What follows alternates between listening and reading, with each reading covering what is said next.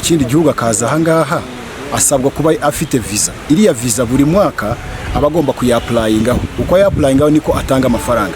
Ariko hariho nk'iyo bode, iyo Confederal Authority twavuze, yafasha mu gukura yakuraho ya mafaranga ku buryo byorohera, aribyo twita education tourism.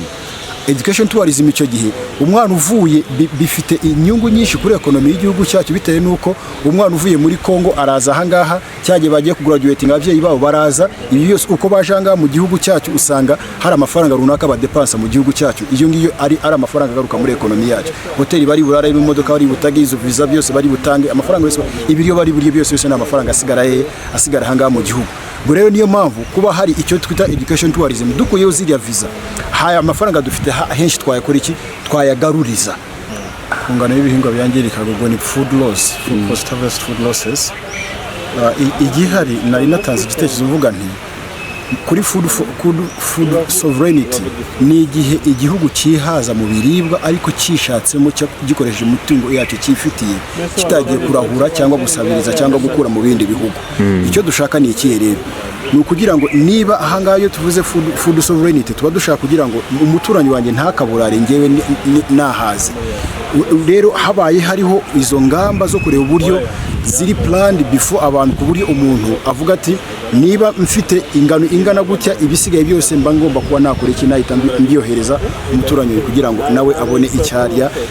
Nicyo navuga ko izo ngamba zaba zihari, nta wundi wazishyira uretse iyo body cyangwa iyo twise mu cyongereza Confederal Authority, ariyo East African Protocol turi gushaka, yafasha kugira ngo ibihugu bijye bisangira na bigenzi byabyo, byitwa ko byo bitihagije ugereranyije na bigenzi byabyo byihagije mu biryo. Food sovereignty rero nkuko nabivuze, ni ukwihaza mu biribwa wishatse mu bisubizo, pana kugira ngo udepande ku bandi baturanyi, kuko iyo udepanze ku baturanyi isaha n'isaha ashobora kuvuga ati uyu munsi ntago ndaguha singuha akimuhana. Murakoze cyane. Kuko none ibyo bihugu by'ibituranyi umuntu akwita by'ivandimwe, urakenera kuza kwiga ugasabwa visa, ukeneye kuva muri Kenya, inzitizi zikirimo nizihe? Iyo tugarutse ku education musanga yuko ibihugu biramutse byihuje zakemuka.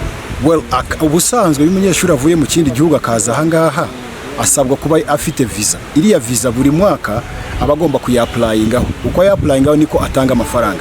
Ariko hariho nk'iyo bode, iyo Confederal Authority twavuze, yafasha mu gukura yakuraho ya mafaranga ku buryo byorohera, aribyo twita education tourism. Education tourism icyo gihe umwana uvuye bifite inyungu nyinshi kuri ekonomi y'igihugu cyacu, bitewe nuko umwana uvuye muri Kongo araza ahangaha, cyagiye bagiye kugraduating ababyeyi babo baraza, ibi byose uko bajanga mu gihugu cyacu usanga hari amafaranga runaka badepansa mu gihugu cyacu. Iyo ngiyo ari amafaranga agaruka muri ekonomi yacu. Hoteli bari burara, imodoka bari butage, izo visa byose bari butange, amafaranga yose ibiriyo bari buryo byose yose n'amafaranga asigara ahangaha mu gihugu. Rero niyo mpamvu kuba hari icyo twita education tourism, dukuyeho ziriya visa, haya amafaranga dufite henshi twayakora iki, twayagaruriza. Arizo zizo activities zitandukanye aho tuboneramo ayo mafaranga. Niyo mpamvu ndi kuvuga nti hariho iyo bode, iyo twakwita ko advocating cyangwa iharanira kureba ko na expenses cyangwa visa fee zishibwaho kureka muri tumunyamahanga, nubwo atari rwo rurimi rwiza. Akenshi mu cyongereza dukoresha international students aho gukoresha foreign students. International ryumvikana neza. Tuba dushaka kugira ngo dufacilite n'abandi cyangwa tworohereza abandi kuza mu gihugu hano imbere, kugira ngo bagire icyo bongera kuko bafite kinini cyane bongera kuri ekonomi y'igihugu cyacu. Murakoze cyane. Musanga hari imibare yabo mwakira itiyongera kubera icyo kintu cy'abagorwa na za visa? Kuko muri survey twakoze ku banyeshuri bo mu wa mbere, iyo waganiraga nawe yakubwiraga ko yakundishijwe muri iyo kaminuza, aho UTB n'urugero, yayikundishijwe na mugenzi we uhiga aho hantu. Ariko bitewe n'inzitizi bagenda bahura nazo, uyu munsi uri kuvuga ngo agomba kujya gukora ikizamini uko yarangiye kwishyura percentage runaka, kandi na visa nayo yamushiranye amafaranga umubyeyi we yamuhereza, cyane cyane nk'abantu baturuka muri za Liberia cyangwa nahanga Igoma. Usanga ari amafaranga akenshi asa nkaho abatunguye, bitewe nuko nabo abenshi baba ari abanyamishahara. Tuba tugomba kubakundisha igihugu cyacu mu kuborohereza mu bijyanye n'ayo mafaranga. Rero mfite ubwoba ko bagenzi babo ibyo batuvuga nibyo bituma uriya mubare utiyongera nkuko tuba tuwiteze. Bivuze ngo turamutse dushijeho izo procedures cyangwa measures cyangwa ingamba zo kugabanya ziriya depense bahura nazo harimo n'izo visa costs byafasha kurushaho abanyeshuri kugira ngo umubare ukiyongera ku bwinshi. Icyo cyo nakivugaho kuko ndi umuyobozi wa kaminuza. Ibyo iyo utangiye kumbwira ku cy'abanyeshuri ibibazo bahura nabyo, nanjye niza hanze imyaka igera mu 8 nabonaga imbogamizi twahuraga nazo. Rero kuzadivocate kugira ngo tworohereze abanyamahanga kwinjira mu gihugu b'abanyeshuri ni ikintu nafata umwanya wanjye uhagije nkaba nagusobanurira, ariko nkuko mbikubwiye bifitiye u Rwanda cyangwa ekonomi yacu inyungu nyinshi. Kuko reba urugero uyu munsi umuntu yagiye guturuka hanze agiye kwinjira ari Kanombe ashobora kuba yakwaka visa imwemera kunyura mu bihugu byose uko byakabaye byo muri East Africa. Ariko noneho twebwe niba ari ahanga buri mwaka twagomba kumucyaginga amafaranga ntibinahagije. Niyo agiye kuza hari n'amafaranga yandi tumwaka yo kugira ngo agenda afate diplome yo yajyane muri heke kugira ngo amuhe equivalence bari yazana registering muri kaminuza wacu kwigaho. Ibyo byose ni amafaranga n'izindi depense ari kugenda ahura nazo. Niyo mpamvu twadivocatinga ko izo depense umunyeshuri ahura nazo zikurweho. Iyo diplome akuye mu kindi gihugu ibe yakwemererwa akaba yaza hanga akaba yayikoresha, hagashyirwaho ingamba zo kureba uburyo uriya munyeshuri waje visa afite uyimukuriraho tukamukuriyaho n'izo za equivalence ko hari amafaranga menshi batanga agira mu madolari ngire ari hejuru ya 50 ku munyeshuri. Ayo mafaranga ntago ari make ari bunatange na minervari kandi umunyarwanda yumwe ntago bisabwa, ariko nawe yagiye hano nawe akaba yabisabwe yagombe kuba ari byiza tubibakuriyeho muri kugira ngo tureko twaborohereza n'abandi bagenzi babo bakora iki bakundishwe na bagenzi babo kugira ngo baze muri iki gihugu. So biri impactinga bitewe n'uburyo dufashemo abahari mu gihugu imbere. Ubumwe buzatuma ucururiza aho ushaka, ubumwe buzatuma ujya gusura umuvandimwe wawe utuye muri Malawi nta kibazo ufite, wanagerayo ukahamara igihe ushaka kandi ufite pasiporo y'umunyafurika udafite pasiporo y'umunyarwanda. Ibyo rero birashoboka. Niba Amerika leta zirenga 50 zifite uko zikora, muri Brazil naho ni nkuko, noneho ni Buraya naho ni nkuko, natwe rero nicyo tugomba gukora kandi tukagikora vuba. Ubushake bw'abaturage burahari, ubushake bw'ubuyobozi burahari. Twebwe icyo dufasha namwe nk'itangazamakuru ni ukwamamaza gukunda Afurika. Afurika si imisozi, Afurika si imigezi, Afurika ni abantu bayituye. Twebwe nk'abanyafurika urukundo ruze, twe kwiyumva nk'abaturanyi, twiyumve nk'abavandimwe. Umuntu acururiza aho ashaka, ajya aho ashaka, yigira aho ashaka. Iterambere ryacu ririhuta vuba, natwe tuzagera mu bihugu byateye imbere nk'Afurika nidukora muri ubwo buryo. Iminsi 2 mu nama nyunguranabitekerezo ariko iri ku rwego rw'igihugu, aho intumwa z'umuryango Afurika y'Uburasirazuba East African Community baje mu Rwanda nk'uko bazagera no mu bindi bihugu. Hari ahantu batoranyije bazagera mu Rwanda bavuye Kigali, ubu bari Rubavu, ejo bazajya Huye, bahave bagiye Nyagatare, mu rwego rwo gukusanya ibitekerezo ibyifuzo by'abaturage bo mu bihugu bigize EAC. Kubera icyiciro tugezeho, murabizi ko twabanje kwihuza dukemura ibibazo bigendanye n'imisoro n'amahoro cyangwa customs union. Murabizi ko ibyo bihugu byamaze kwihuza, ndetse tugera no ku bigendanye no guhuza ibigendanye n'ubukungu. Turi mu nzira za monetary union, mu nzira zizatwerekeza gukoresha ifaranga rimwe, ariko ubu noneho twageze kuri political confederation, noneho gushyiraho urwego rumwe ruhuza bya bihugu. Aha rero abaturage mu byiciro byacu bitandukanye twatangaga ibitekerezo icyo twifuza mu byaba bigize itegeko nshinga ry'iyo confederation. Niyo mpamvu rero mubona twatumiye ibyiciro bitandukanye, abantu bo muri za kaminuza, abafatanyabikorwa mu iterambere, PSF, abahagararira inzego z'ibanze, kandi aha ntabwo twahahuriye nka Rubavu gusa, harimo abo mu turere twose tugize intara y'Uburengerazuba. Ari nayo mpamvu ejo nyakubahwa guverineri ari nawe wari umushyitsi mukuru muri iki gikorwa. Nk'akarere gaturiye ku mupaka, nibihe bitekerezo cya service mwabonye byakwitabwaho mu kugira ya confederation imwe, kuko bamwe mu ba participants bagaragaza ko hakenewe ku member states zose zaba consider nka one people. Nibihe ibintu byibanze mwabonye akarere kanyu byazaba considered in regards to border? Ni byinshi nta nubwo nabivuga ngo mbirangize kuko ibitekerezo biba byatanzwe ni byinshi, ariko nk'abantu bo mu nzego z'ibanze duhita twibonera ikintu cyatuma ibi bihugu byose bigize EAC bikuraho inzitizi izo arizo zose zituma abantu bagenderana mu bihugu. Umuntu ujya muri Congo, ujya muri Uganda, ujya muri Tanzania, gusaba ko iyi confederation izaba yagiyeho yazagira itegeko nshinga ryorohereza abantu kujya aho bashaka igihe icyo ari cyo cyose nta nzitizi. Ikindi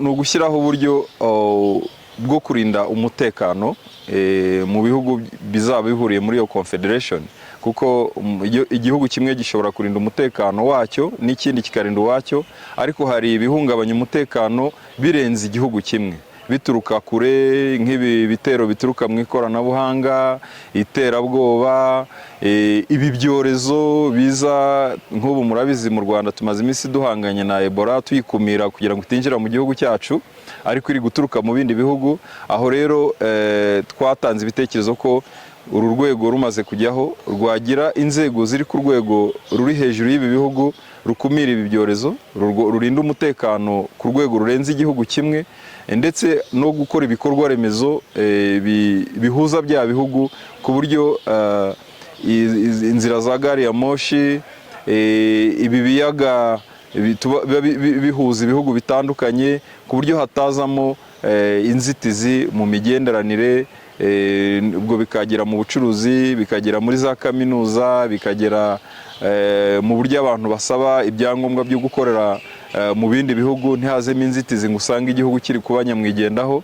Aha rero hatanzwe ibitekerezo byinshi bitandukanye, ariko byose bigaragaza ko abantu baranyotewe, barifuza koko kuri urwego rwajyaho. Thank you so much. We are grateful with the turnout here in Rwanda, both from the capital and from Rubavu. This is an education on how Rwanda take matters of EAC, and the fact that people are participating in the constitution making process. We are a community-centered community, as a community. We are a people-centered community and private-driven community. And therefore, if you look at the participants, we have all types of work. We have academia, we have people from the government, we have people from private sector, and this actually reflects the aspiration of the community. So far, we have not seen any challenges through this consultation, because one, we have come here to collect the views of the people, and the people are being represented through the presentation and the people they have selected, and they are able to respond to the questionnaires that were shared by the EAC team, and they were also able to even add more comments outside the submission that were circulated to them. So far we have not seen any challenges. So how are you going to correct the views from our neighboring country, DR Congo, unless they are present? How are you going to handle such challenge? To hear from DR Congo? DRC will indicate when they are ready for consultations, and the same team will go. So far we have consulted with the Republic of Burundi, the first country to be consulted, and then followed by Republic of Uganda, and then Republic of Kenya. This is the fourth country to be consulted, and the summit of EAC head of state have guided that 30th June should have been the deadline for all the remaining countries to have been consulted. However, we are behind the time given, but we are hopeful before this next summit, DRC, Republic of South Sudan, Somalia, and URT will be consulted. As we leave from Rwanda, we'll be heading to Tanzania, because we are going to do consultations in Tanzania in July this year. And thereafter, Congo will indicate the time they are ready to be consulted, the same with South Sudan and also with the Federal Republic of Somalia. So they will be definitely consulted. As of today, to which extent do you think consultation meetings are successful? They are, well, I may not have the rating, but they are indeed very successful. You can look at the quality of work being submitted. You can see the contribution coming from the floor. You can as well see from the turnout of the people who are coming for consultations. They have indicated that people are actually having interest in making their views and their views being considered in the constitution of the EAC. what should be your general message to member states and as well as ordinary citizens who will participate in sharing the point of views to the drafting? The general message is, first of all, to thank the countries that have already allowed consultations to take place: the Republic of Burundi, Uganda, Kenya, and the Republic of Rwanda, and ask the remaining countries to fast track their consultations so that we are able, come November summit, we are able to table the views of the people of East Africa in the summit for consideration and a way forward, so that we are able to fast track the confederation of the community. Begin with a question regarding to your remarks, regarding to your opening remarks, where you said Burundi and DR Congo are not present here today. Don't you consider that as a concern towards achieving a successful federation constitution? Yes, it's a concern, and we will address it. We have had these problems in other countries also, where not everybody has attended. But nevertheless, I think that the commission, the experts, they are 24, and if 6 don't turn up, we have got a small majority. So it's a working majority for us. If other experts are not here today, and in any case, I can say that DRC has just nominated the experts. They have never attended the meeting. But previously, Burundi had experts, and only today they have not come. So we don't think that is a major setback. They will catch up with us. Just the Somalia has just come in for the first time. But my second question is about recommendation given by participants, highlighting that a free movement between countries or member states is critically needed. And as your colleague, you also mentioned you born, raised, and stay near the borders. What should be your comment to having a free movement of people, of goods, of services, as per your consultations? This is a priority. This is a major goal for us. We want a borderless East Africa. Free movement of people, free movement of goods and services. That's what we are looking for. We don't want borders. We want to be able to move freely and trade freely. That's why you have this customs union, you have a common market. Then you want one currency, monetary union. So the community integration, leading to a federation, is supposed to lead to all this business, free movement of people and people, so that it's like one people, one destiny. We want to be able to move across each country, trade freely, interact freely, defend each other, and so on. Because we are interconnected, not only by borders, even by fraternity, brotherhood. We share a lot of common values together. So that is a very important goal of having free movement of people and goods and services across the borders. We want the borderless East Africa. That's what we're looking for. Okay. Last question. As constitutional experts, what should be maybe message or recommendation to having a successful drafted political constitution? My recommendation is that we need to encourage all countries to participate, to allow consultation to take place in all countries, so that when eventually we get all the views of East Africa, we put them together and we get recommendations from all the East African countries, and so that we can be able to present a constitution which is respected by all East Africans.